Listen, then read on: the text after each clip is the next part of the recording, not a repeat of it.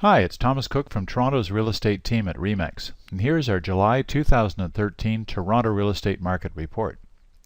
Although sales were up in July over last year, it was overblown by the media because of specific circumstances which took place in the mortgage market in 2012.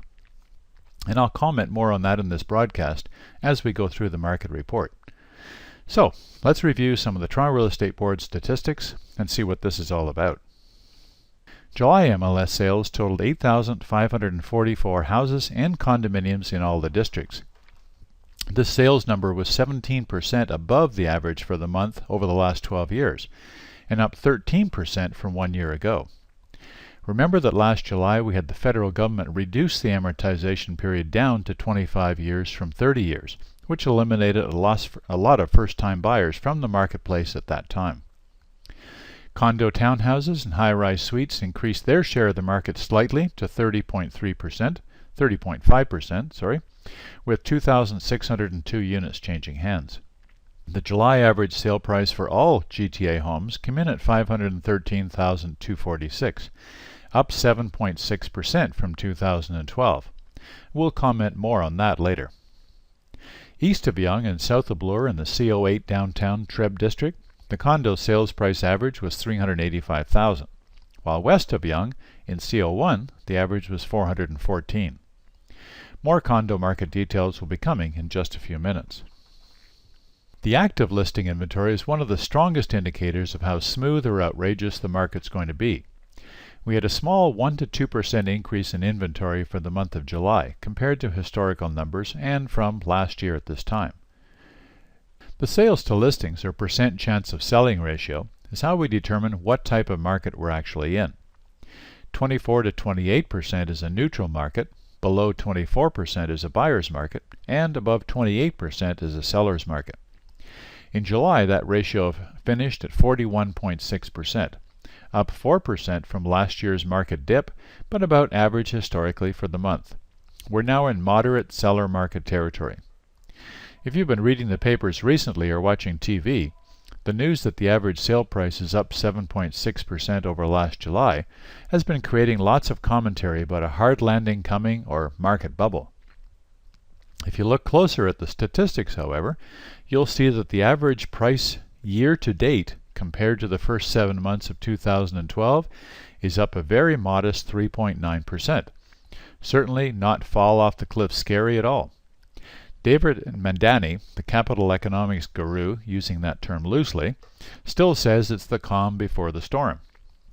Now remember, he's the guy who called for a 25% drop in prices back in 2010. So pity the home buyer who took his advice and stayed on the sidelines waiting for that to happen. While the overall days on market TREB average increased by 3 days to 27, the numbers for downtown condos were about 32 days east and west of Yonge. Detached Toronto homes sold in 27 days on average, and more affordable semis were moving in about 20 days. Both of these days on market times were slower than in June. As you can see from the graph, the July average home price was again up from last year.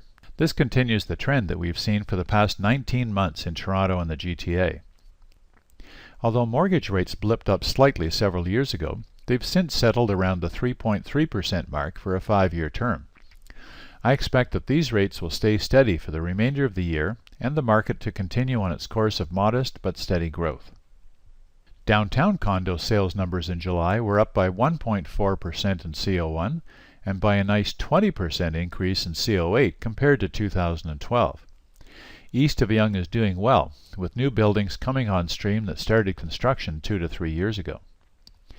Condo average sale prices were basically flat in downtown in July, up slightly by 1.3% in CO1 and down marginally by 1.6% in CO8 compared to 2012. The listing inventory numbers were down 4.4% in CO1 and 2.4% in CO8 compared to July last year. And this is actually a good sign. People have been scared that we were going to be swamped with new condos going on the market, as all the downtown condo buildings were being completed. We also saw the ratio of sales to listings in CO1 remain at 23.4%, almost in neutral market territory, while CO8 east of Yonge remains steady at 32.3%, still in moderate seller market territory. These stats are either neutral or positive, and completely contradict what the media has been predicting for the downtown condo market.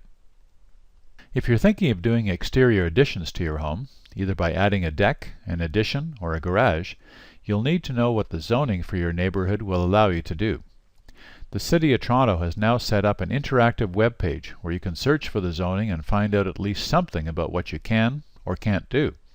The site address is toronto.ca/zoning. toronto.ca/zoning. So, how do you decide if this may be the right time for you to step into the market? The best first step is to go on a market experience tour of condo or house neighborhoods with one of our team members. What a tour is not intended to do is to find you your dream home. What it is intended to do is to give you a clearer idea of what's available on the market in your favorite parts of the city and in your price range.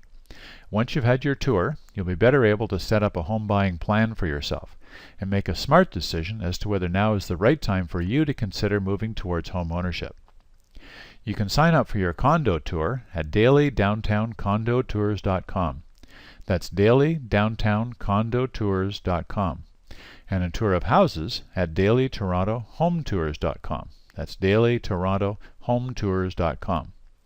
All the best, and check back here in early September for our August Toronto Real Estate Market Report.